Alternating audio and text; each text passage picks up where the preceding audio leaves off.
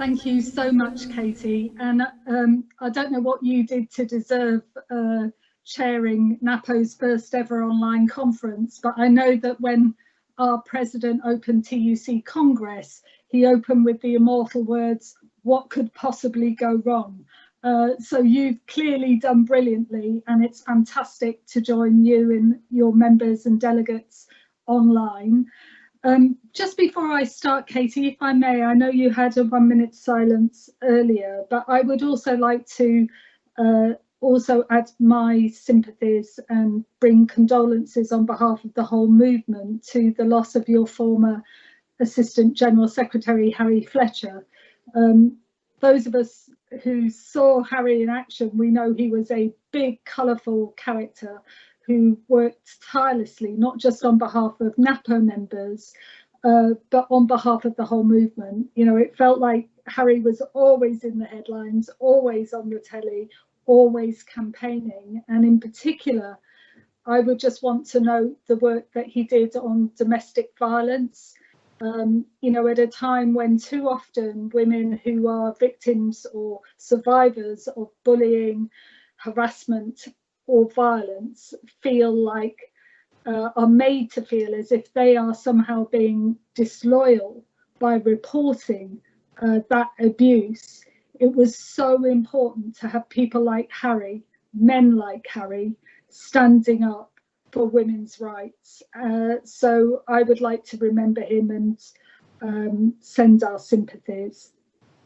The first thing I'd like to do is bring solidarity on behalf of the whole TUC, and also to put on record an appreciation of the amazing work that Napo members do day in, day out. You know, Napo is a brilliant best mate at work for your members, and you punch above your weight.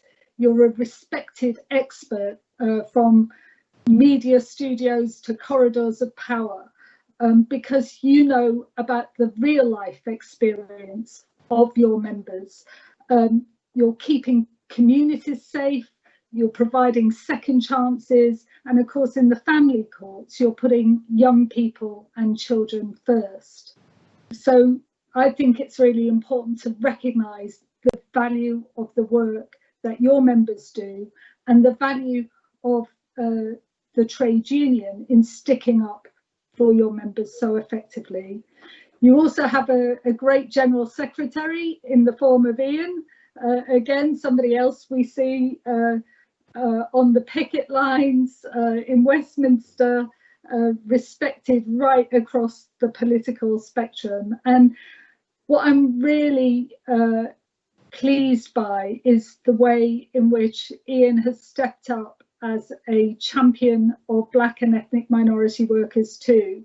You know, it's 20 years since the TUC ran the Stephen Lawrence task group following the murder of Stephen. I'm really pleased to say that we have the support of Stephen's dad to create a new task group to tackle racism in the wider world of work for sure, but also to take a look at ourselves as a movement, to see what progress we've made, where we've slipped back, and what more we want to do. And I am absolutely delighted that Ian is joining us on that task force, because I know he will be a powerful force for anti-racism right across the spectrum. And that we know is even more important in this time of coronavirus. And I'll come back to that later. But I think, you know, we have seen that time of reckoning, and we need to win racial justice now. Having said all that, and it's a shame I can't see Ian's face as I'm talking, but having said all that, Ian is not perfect. I cannot, of course, reveal my sources, but I understand he is a shocking dancer. He also, I'm told by reliable sources, invokes the spirit of Millwall even when he's playing a friendly football match. In fact, I understand such is his conduct that he is on permanent probation in the football world. But Ian has been a really good friend to the trade union movement. And in the end, for me, as I often say, trade unionism at its heart is about friendship between working people. It's about working people sticking up for each other, standing by each other, and that we do that not just within our own unions, but between unions. And Ian and this union, I think, have been a leader on that front. And I'll give you no better example of that than the campaign to reverse privatisation of the probation service. 7 long years. Members, reps, activists, officers, the chair, the general secretary, inspiring justice unions and the whole movement across the board to campaign, to lobby, to take legal action, to take strike action. You never, ever gave up. That was the secret to your success. You kept going, whatever was chucked at you, because you knew you were doing the right thing, not just for your members, but for those you serve and for our communities too. And on June the 11th, you won, or should I say, we won, because that was a victory for the whole movement. Now, of course, there is much, much more to do. We never rest on our laurels in the trade union movement. I know that you're still fighting for fair pay, you're still fighting against unfair workloads, you still want to see that investment, and we are absolutely clear as a movement, no more austerity. But just for a moment, I hope that everybody who's tuned in, just for a moment, let's savour the fact that it was collectivism, trade unionism, what won it. And that if we do stick together, together we move mountains. So I want to give my sincere congratulations to each and every one of you who made a contribution to that battle and that success. I am really, really conscious that we are all gathering together at a time when so many people have faced the loss of life and are still facing or have suffered the loss of livelihoods too. The TUC throughout this whole time, we've been very clear, we've kept it very simple. We've got 3 big priorities. Safety, because that is our first duty. And my goodness me, let's remember those people who mocked health and safety for years, who tried to make it a laughing stock when unions were still fighting for the right that every worker who goes to work should come home as safe and well as when they left to go to work. So safety, number 1. Number 2, jobs. This is the big threat facing all of us, is mass unemployment. And even for those who feel secure in their jobs, never ever forget that the easiest way to divide people is to have one group of people on the dole and desperate. That's the way to undercut wages and conditions, and it's why for us as a movement that goal of full employment has always been so important. And finally, but last but certainly not least, our 3rd priority throughout this has been about equality, because let there be no doubt whatsoever that this virus has exposed deep structural inequalities in Britain along lines of race, gender and class, and many other inequalities too. And in many ways, this virus is making life a lot worse, a lot harder. For me, there is no greater metaphor for this crisis than seeing social care workers who couldn't even wrapping themselves in bin liners at the start, didn't even have the dignity and the safety of proper personal protective gear to protect them. How disgusting is that? But more than that, 7 in 10 of them on less than £10 an hour, mostly women, many black and ethnic minority, many born abroad, on such low pay. And even on top of that, and here's the rub, so many of them on insecure contracts, 0 hours and agency contracts. And what was happening, the NHS will tell you this is true, was that because they were on insecure contracts, they were spreading the virus from home to home, endangering the very people, the often vulnerable people in homes, where it was their vocation to look after them. So for me, that sums up everything that's gone wrong in Britain. The fact that this government was ill prepared after 10 years of austerity cuts. Don't let anybody tell you that we couldn't have predicted this. It was predicted, but we were not prepared because our public services were cut to the bone. And then when it did happen, this government was so slow, it offended its free market dogma to do the right thing, to do what was necessary to protect people. So we are where we are.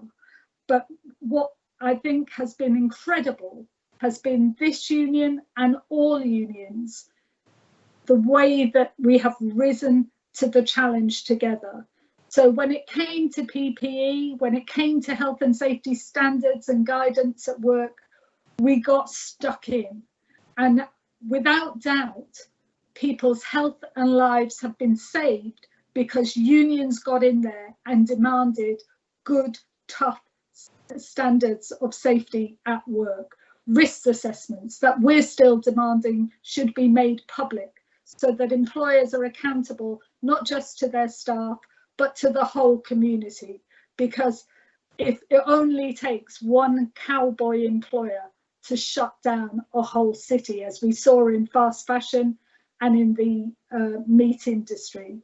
So we have made a difference on health and safety. Not good enough, but we are still pushing.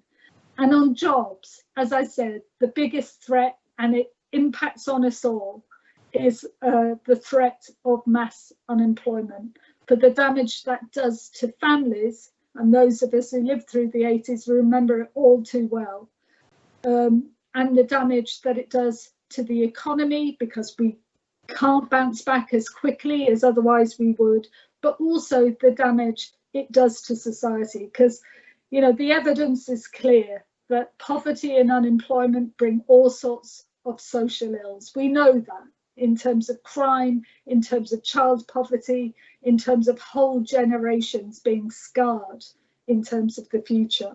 So jobs has to be our priority. Now, if it wasn't for the trade union movement, I know for a fact we would not have had the furlough scheme. Not perfect by any stretch, but also let's not sell ourselves short. That scheme at one time was providing a livelihood for 1 in 3 workers in Britain.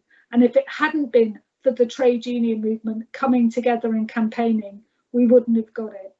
We've now, of course, got a short-time working scheme that will make a difference, is making a difference to some companies, particularly in manufacturing, but it's even less perfect. But I would say that is the first time in Britain that we've ever had that kind of German-style short-time working scheme that allows employers to bring people back part-time and for wages to be topped up, not least through union negotiating. But we know this is only one part of the jigsaw. If we're going to stop mass unemployment, if we're going to stop the rise in poverty, then we need targeted support for the industries that, excuse me, to the government, they do have a viable future. They're only in trouble because of this pandemic. And we do have an obligation to protect jobs, whether it's hospitality, retail, arts and culture, whether it's the self-employed. We have an obligation to protect jobs. And we want to see job creation too. The TUC has set out very clearly how we could create over 1 million jobs over 2 years in green industries, in transport, in technologies, in the parts of the country that need them most. And let's not forget our public services. It is crazy that we have vacancies, 200,000 in the NHS and social care alone, many other vacancies right across public services. But if we're going to be resilient in the future, we are going to have to up the funding for our public services right across the board. And why do I say this? Because surely, if we've learned anything, it is that we need public services. We wouldn't be in the crisis that we're in now if we had properly funded our local public health teams and a proper public test and trace system. We need more teachers in schools. If we're going to have to live with this virus, then to accommodate social distancing, to reduce those class sizes, we're going to need more teachers. We're going to need more probation officers so that we take some of that burden off the shoulders of people trying to do too much in too little time. We know the true price of austerity now, if ever we did. And frankly, my view is that it's getting to the stage where the actual competence of this government is now in question. We've had this hokey cokey of go back to work, orders from the Prime Minister himself, stay at home, go out to eat, don't go out to eat, and test and trace, chaotic, because it hasn't been recognised that we need a system based on local public health teams working hand in hand with the NHS, not big contracts for cronies, but a proper public service system. For me, one thing is absolutely crystal clear. We cannot go back to business as usual. I think we've all, at a very personal level, learned the importance of people looking after each other, the importance of tackling inequality, the importance of building a different kind of future for ourselves and for our children. And, you know, when just this week we hear the news that the likes of Jeff Bezos, the chief man at Amazon, and global billionaires have been winners through this virus. They have awarded themselves a 25% increase in wealth since the pandemic struck. And at the same time, we're seeing families queuing at food banks. I think all of us know in our hearts something is deeply, deeply wrong and it needs to be put right.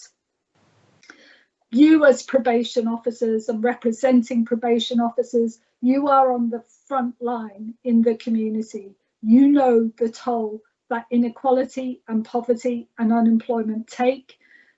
You know what it takes to put it right. And I think unions and the TUC together, we have come up with the vision, but we've come up with practical policy answers to the questions that we face. And I have never, ever believed that all of life's wisdom resides in either the boardroom or Westminster. That's why we've been calling for a National Recovery Council, not just to deal with this crisis, but to address the big, big challenges we face of automation and artificial intelligence, changes in technology, in the way that we work, but also climate change, and of course, inequality, the root, in my view, of the problems that we face. And we've been calling, and we will keep pressing, for a new deal for working people, because I believe that everybody should have the right to a great job, a decent job, one that you can afford to bring up your family on, one that has steady and predictable hours, one where people are safe at work, where their mental health is cared for, as well as their physical health, where they have the dignity of having a voice through a trade union so that we can bargain for a fair deal. I believe that working people want that new deal, and I am convinced that trade unionism is the only way, certainly the best way, to secure it. And to do that, however hard it is, we have got to continue to grow. We've got to build our membership, and we've got to back our reps, because this movement only exists because we have brilliant reps at the workplace, very often working from home right now, but they are the ones, they are the lifeblood of this movement. So thank you so much, Napo, for everything you do. Thank you, Ian. Thank you, Katie. Thank you to all Napo's reps and activists. And I believe that together, we stick together, we work together, we will win together. Thank you, Katie. Thank you so much, Frances. We have had a few questions submitted, which I will read out for you to help you in juggling everything as we always do. Tanya Bassett asks, will the TUC work with justice unions to get Check-Off restored in the Ministry of Justice?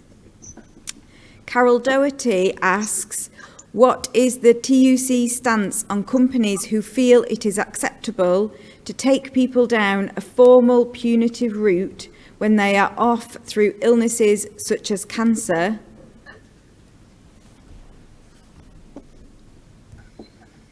And Ben Entwistle asks, how do we persuade people in sufficient numbers to start voting in their own interest for a change? So I wonder if you can answer those for us. They're great questions. I mean, Tanya, absolutely. I'm sure you know the TUC convenes the justice unions together so that we can campaign like the brilliant campaign to bring back our probation service. And, you know, it's that kind of solidarity between unions at a grassroots level as well as at a top level that makes all the difference. So the campaign to bring back Check-Off, I know that different unions have got different strategies on this. Some unions have been moving people onto direct debit because they don't want to be vulnerable, if you like, to the employer's whim on Check-Off. But others recognising that Check-Off is a really important way to secure stable income for the union, and also to demonstrate that kind of maturity of relationship that, of course, employers should be cooperating with us. If they're decent democratic employers who respect unions as the organisations of working people, then they should be respecting union requests for Check-Off systems. So absolutely, we will back you on that. Carol, in terms of you know, employers' response to workers who are ill in any way, let alone with such serious illnesses, it is absolutely appalling if a punitive approach is being taken just at the time when you would hope for a bit of human compassion.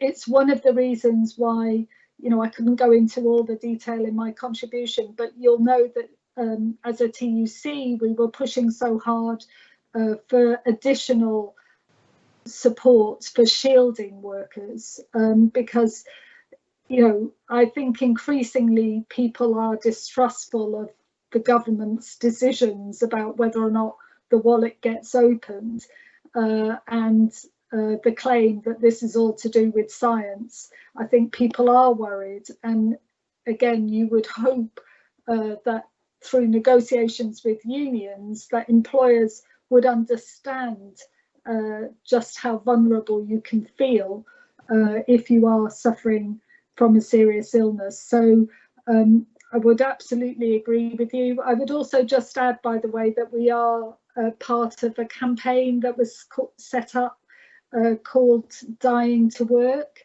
that recognised that some people want to continue working, but very often need much more flexibility and understanding. And again, that should be respected too.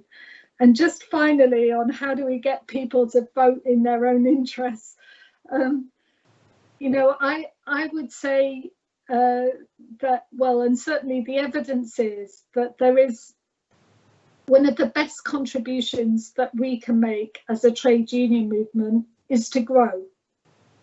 You know, my own personal experience as a teenager when I first joined a union is that belonging to a union is the best way to learn about the sorts of values that we hold dear as a wider movement, you know, which does recognise that we do all, no person is an island, we do all depend on each other, that we do believe in dignity and decency and equality, that we frankly take on the politicians who, when they're in trouble, punch down against those who are most vulnerable, as we've seen, I think personally, in a pretty disgraceful way in respect of asylum seekers and refugees.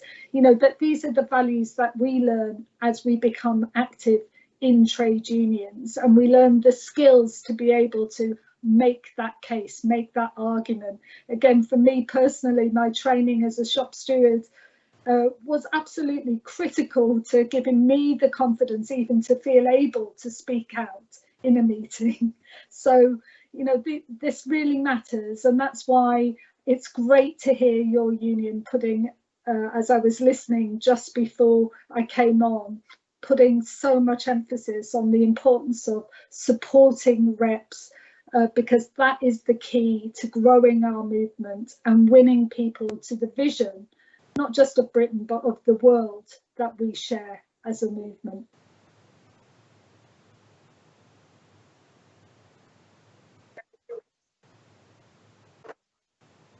Is it polite? Sorry. Has said there was a virtual standing ovation where he is in Oxford, and that was just at the end of your speech, and many members have endorsed his comments, so thank you. And that's one of the difficulties of a virtual conference, is we struggle to show our immediate reaction to speakers.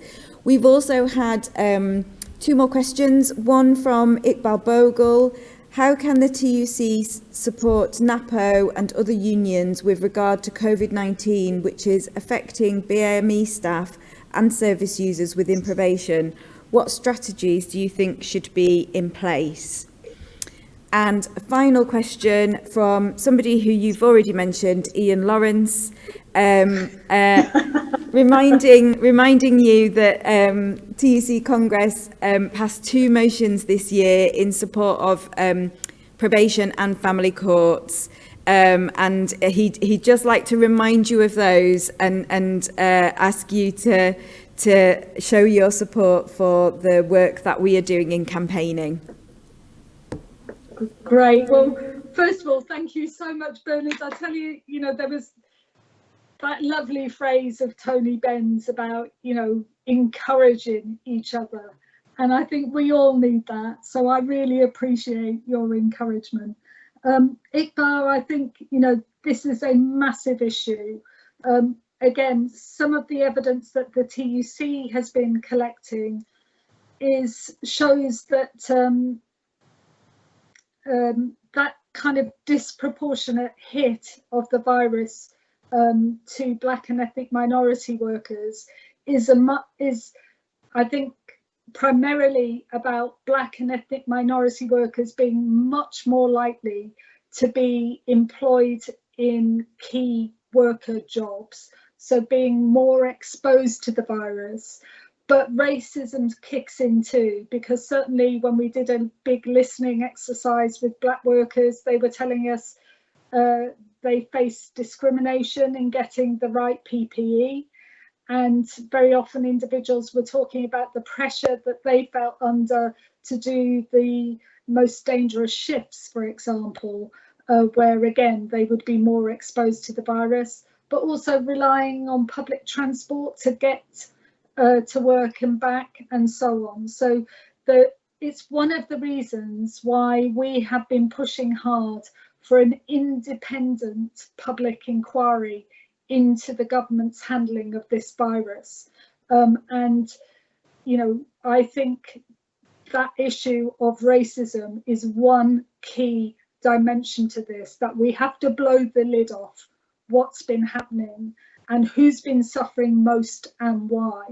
But at a practical level, you'll know that the TUC has been running webinars for health and safety reps, getting, I mean, incredible numbers. One of the silver linings of online is that loads of our reps are telling us, actually, it's easier for me to join online because I can put the kids to bed, and there is no way I would be going to London for a physical event. So we, you know, like you, no doubt, we've been getting thousands of people joining in. There are lots of resources on our website, but we have been pushing, you know, when the government first produced its guidance on health and safety, it didn't even mention the legal rights of health and safety reps. It didn't mention the legal right of workers that if they face imminent and serious danger, they can refuse to work. It didn't mention equalities. Literally, there was a gap in the text. It had PPE, empty space. You know, that's what we were starting with. So we have pushed on those, but we're still not satisfied. Like I say, I want stronger legal rights. I want risk assessments to be published. I want more inspectors on the ground that unions can call on to back us up. And I want our health and safety reps given proper respect and powers to do their job. So we will keep pushing on that. As you know, we're principled pragmatists. We keep fighting for the vision that we have, but we also get on with the practical job of doing the best that we can to protect people along the way. And just finally from Ian, you know, it shows Ian never rests on the job. And of course, Congress is, as far as I'm concerned, Congress is the parliament of working people. It's the place where probation officers virtually, at the last one, stand next to footballers, factory workers, engineers, climate scientists, shop workers. You know, it's workers from every walk of life. So when we come together, I take very seriously the democracy of our parliament. Those motions matter, and our guarantee to you is that we will work with you, support your campaigns, and as I said, I believe together we will win. One final question that I think we can just squeeze in the last few seconds comes from Nicola Taylor-Ebong. What can be done about what is effectively a decade of pay cuts in the public sector? Yeah, well, hopefully, Nicola, you will have seen that we've been up in the ante on this, you know, from May Day onwards in particular. Where we took out full-page ads in national and local press. The Daily Mirror had a big spread, and we've been pushing that, you know, that idea that it's all very well to have all these ministers. I've got a little idea for a film on this. You know, all these ministers out every Thursday night, you know, very ostentatiously clapping public servants and public service workers. Well, you know, it's payback time. I was very conscious at the time that so many public service workers said, we don't want to be treated as heroes or saints, because if you start treating us like heroes, it makes it easier for you to get away with not treating us as human beings and recognizing that we've got bills to pay, we've got kids to clothe and feed, and we need a decent pay rise. And you know, the thing I find really frustrating about this is that it's important for the economy too. If people have wages in their pockets, they pay their taxes, that helps fund our public services, they spend in local shops and businesses, it keeps the economy moving and growing. We need rising wages to be at the heart of our recovery. I know, you know, clearly we have something called the Public Services Forum that brings together all public service unions, and different unions' claims are going forward, in different ways at different times. But our job is to keep unions united in that very basic belief and action that it is time public servants got a real pay increase. Now more than ever, public servants have earned it and are owed it. So we will keep up the pressure and keep supporting you. So much, Frances. As you finished answering those questions, there's many more messages coming from members thanking you for your speech. Chris Pearson says, from one principled pragmatist to another, thank you for the inspiration, Frances. Tina Williams says, massive applause here. And Nicola Taylor-Ebong says, fantastic speech, very inspiring. We're very grateful that you were able to join us virtually for this AGM. Thank you so much. Solidarity.